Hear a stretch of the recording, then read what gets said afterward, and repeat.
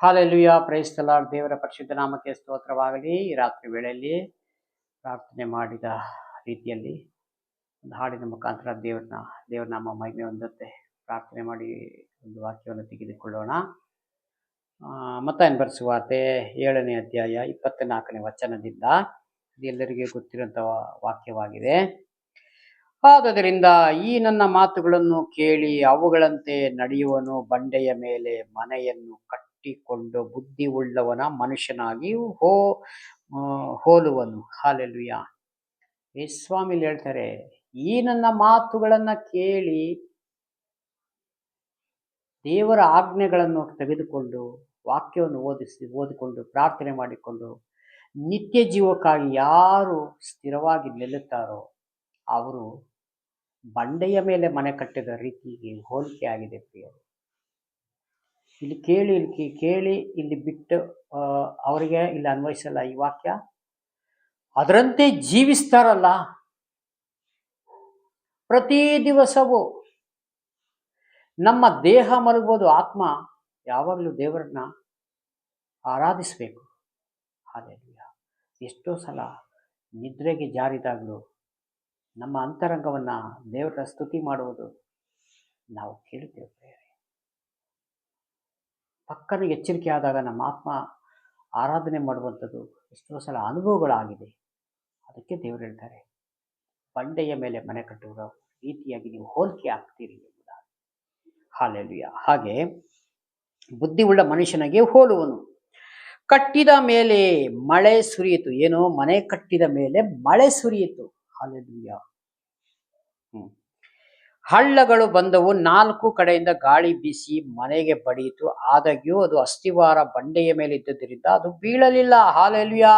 ಕ್ರಿಸ್ತನ ಮೇಲೆ, ಯೇಸು ಸ್ವಾಮಿ ಹೆಸರಿನಲ್ಲಿ ವಾಕ್ಯವನ್ನು ಓದಿ ಧ್ಯಾನ ಮಾಡಿ ಈ ಭೂಮಿ ಮೇಲೆ ಬದುಕುವವನು, ಈ ಲೋಕಕ್ಕೆ ಯಾವುದೇ ಒಂದು ಇದರಲ್ಲೂ ನಾವು ಒಳಗಾಗದಂತೆ ಕ್ರಿಸ್ತನ ಮೇಲೆ ನಾವು ಬದುಕಿರುವಂಥವ್ರು. ಬಂಡೆಯ ಮೇಲೆ ಮನೆ ಕಟ್ಟಿರೋ ಹೋಲಿಕೆ ಆಗಿದೆ. ಗಾಳಿ ಬಡಿಯಿತು, ಬಿರುಗಾಳಿ ಬಂತು, ತುಫಾನ್ ಬಂತು, ಎಲ್ಲ ಬಂತು, ಆದರೆ ಅಸ್ಥಿವಾರ ಗಟ್ಟಿ ಇದೆ. ಯಾರ ಮೇಲೆ ಮನೆ ಕಟ್ಟಿದ್ದೇವೆ? ಯೇಸು ಸ್ವಾಮಿ ಹೆಸರಿನ ಮೇಲೆ ಬದುಕ್ತಾ ಇದ್ದೇವೆ. ಆದಾಗ್ಯೂ ನಾವು ಆ ಬಂಡೆಯ ಮೇಲೆ ಮನೆ ಕಟ್ಟಿರುವ ರೀತಿ ಹೋಲಿಕೆ ಆಗಿದೆ ಅಂತ ದೇವರ ವಾಕ್ಯ. ಯಾಕೆ? ಯೇಸು ಸ್ವಾಮಿ ಹೆಸರಿನಲ್ಲಿ ನಾವು ಪ್ರಾರ್ಥನೆ ಮಾಡಿಕೊಂಡು ಜೀವಿತವಾಗಿ ಜೀವಿಸಿಕೊಂಡ್ರೆ ಎಂಥ ಕಷ್ಟ ನಷ್ಟಗಳು ಬಂದರೂ ದೇವರು, ಯಾಕಂದ್ರೆ ವಾಕ್ಯ ಹೇಳ್ತದೆ, ನೀನು ಸಹಿಸಲಾಗದಷ್ಟು ಕಷ್ಟವನ್ನು ನಾನು ಬರಗೂಡಿಸುವುದಿಲ್ಲ. ಹಾಲೆಲೂಯ. ದೇವರು ತನ್ನ ಮಕ್ಕಳಿಗೆ ಅಷ್ಟು ಸುಲಭವಾಗಿ ಬಿಡುವುದಿಲ್ಲ. ಪತ್ರಿಕೆಯಲ್ಲಿ ಎಷ್ಟೋ ಕೀರ್ತನೆಯಲ್ಲಿ ಬರೆದಿದೆ, ಮತ್ತೆ ಯೋಬನ ಪತ್ರಿಕೆಯಲ್ಲಿ ಬರೆದಿದೆ. ಯೋಬನಿಗೆ ಹೇಗೆ ಕಾಪಾಡಿದೆ, ಪ್ರಾಣ ನಷ್ಟವನ್ನು ಮಾಡಬೇಡ ಅಂತ ಸೈತಾನಿಗೆ ಅಪ್ಪಣೆ ಕೊಟ್ಟಿದ್ದಾರೆ. ಅದೇ ರೀತಿಯಾಗಿ ಇವತ್ತು ನಮಗೇನಾದರೂ ತೊಂದರೆ ಆಗಿದ್ರು ದೇವರು ನಮ್ಮ ಸಂಗಡ ಇದ್ದು ನಮ್ಮ ಸಕಲ ವಿಷಯದಲ್ಲೂ ನಮಗೆ ಸಹಾಯ ಮಾಡುವಂಥವರಾಗಿದ್ದಾರೆ. ಹಾಗಾಗಿ ಕ್ರಿಸ್ತನ ಮೇಲೆ ಬಂಡೆ ಕಟ್ಟುವಂಥ ರೀತಿಯಾಗಿ ನಾವು ವಾಕ್ಯದಲ್ಲಿ ಬೆಳಿಬೇಕು, ಪ್ರಾರ್ಥನೆಯಲ್ಲಿ ಬೆಳಿಬೇಕು. ಹಾಲೆಲೂಯ. ಹಾಗಾಗಿ ಮತ್ತೆ ಕೆಳಗೆ, ಬಂಡೆಯ ಮೇಲಿದ್ದರಿಂದ ಅದು ಬೀಳಲಿಲ್ಲ. ಆದರೆ ಈ ನನ್ನ ಮಾತುಗಳನ್ನು ಕೇಳಿಯೂ ಅವುಗಳಂತೆ ನಡೆಯದೆ ಪ್ರತಿಯೊಬ್ಬನು ಉಸುಬಿನ ಮೇಲೆ ಮನೆ ಕಟ್ಟಿರುಕಿಕೊಂಡು ಬುದ್ಧಿಹೀನನ ಮನುಷ್ಯನಿಗೆ ಹೋಲುವನು. ವಾಕ್ಯವನ್ನ ಕೇಳಿ ಪ್ರಾರ್ಥನೆ ಮಾಡಿ ಹಿಂಜಾರಿ ಹೋಗಿ ಲೋಕದಲ್ಲಿ ಮತ್ತೆ ಜೀವಿಸಿಕೊಂಡು ಮತ್ತೆ ಭಾನುವಾರದಲ್ಲಿ ಬಂದು ಚರ್ಚಿಗೆ ಬಂದು ನಾಮಧೇಯಾಗಿ ಕೂತ್ಕೊಂಡು ಮತ್ತೆ ನಾವು ಲೋಕಕ್ಕೆ ಹೋದ್ರೆ ದೇವರ ವಾಕ್ಯದಲ್ಲಿ ಏನೂ ಬೆಳೆಯೋಕ್ಕಾಗಲ್ಲ. ಅದಕ್ಕೆ ಉಸುಬಿನ ಅಂದರೆ ಸಮುದ್ರದ ಮರಳಿನ ಮೇಲೆ ಮನೆ ಕಟ್ಟಿದ ರೀತಿಯಾಗಿ ಹೋಲಿಕೆ ಆಗುವನು. ಅದಕ್ಕ ದೇವ್ರಿಗೆ ಪ್ರಿಯರೇ, ಅದಕ್ಕೋಸ್ಕರ ದೇವರು ನಮ್ಮನ್ನ ಕರೆದಿದ್ದರು. ಇಲ್ಲ ಪ್ರಿಯರೇ, ನಾವು ನಿತ್ಯ ರಾಜ್ಯಕ್ಕೆ ಹೋಗಲಿಕ್ಕೆ ಇಲ್ಲಿ ಏನು ಮಾಡಬೇಕು ಅದನ್ನೆಲ್ಲ ನಾವು ಸಂಪೂರ್ಣವಾಗಿ ಮಾಡಬೇಕಾಗಿದೆ ಪ್ರಿಯರೇ. ಕೆಟ್ಟದನ್ನ ಎಲ್ಲ ನಿರಾಕರಿಸ್ತಾ ಒಳ್ಳೆಯದನ್ನ ಬಿಗಿಯಾಗಿ ಹಿಡಿದುಕೊಳ್ಳ್ರಿ ಅಂತ ಹೇಳ್ತಾರೆ ಸ್ವಾಮಿ. ಹಾಲೆಲೂಯ.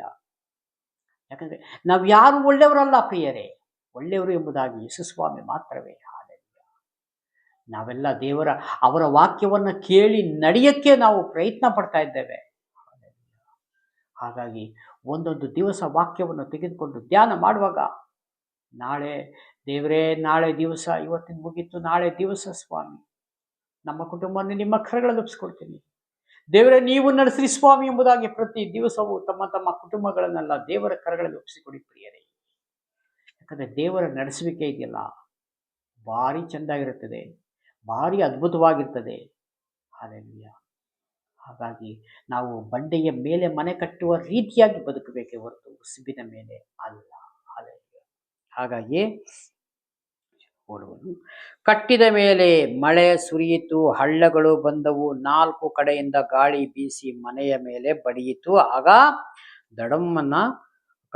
ದಡಮ್ಮನೆ ಕಡಿದುಕೊಂಡು ಬಿತ್ತು. ನೋಡ್ರಿ, ನಾವು ಫೌಂಡೇಶನ್ ಇಲ್ಲದೆ ಮನೆ ಹಾಕಿದರೆ, ಈ ಭೂಮಿ ಮೇಲೆ ಒಂದು ಉದಾಹರಣೆಗೆ ಮನೆ ಕಟ್ಟಿದ್ರೆ ಮಳೆ ನಿಲ್ತದ?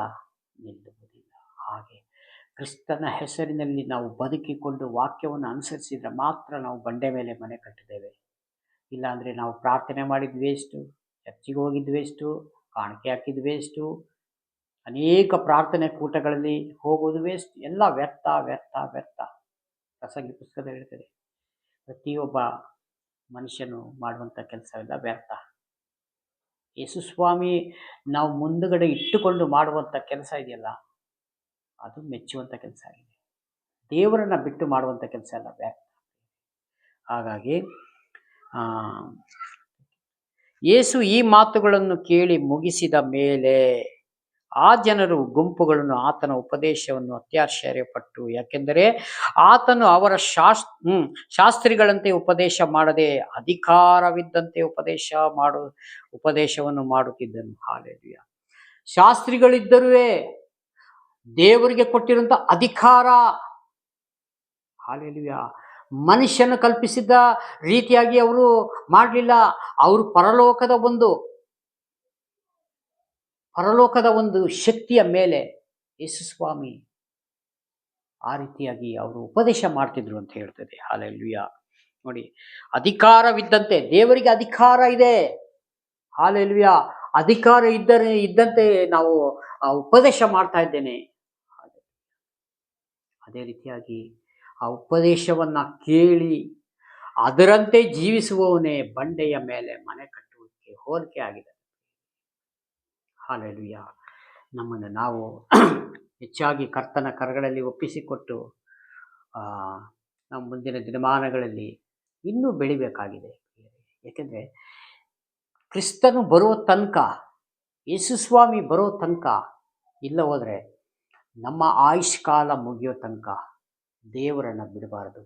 ಪ್ರತಿ ದಿವಸವೂ ಪ್ರಾರ್ಥನೆಯಲ್ಲೂ ವಾಕ್ಯದಲ್ಲೂ ಒಂದು ಹಾಡಿನ ಮೇಲೆಯೂ ನಾವು ದೇವರನ್ನ ಮಹಿಮೆ ಪಡಿಸಬೇಕು.